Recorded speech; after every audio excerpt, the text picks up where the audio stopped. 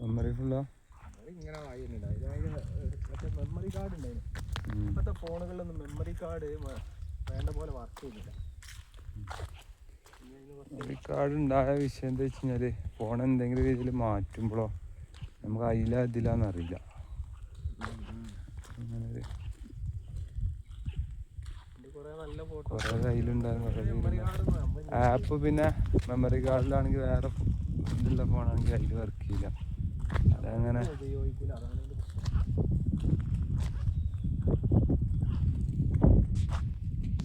പേര് പറയുന്നില്ലേ.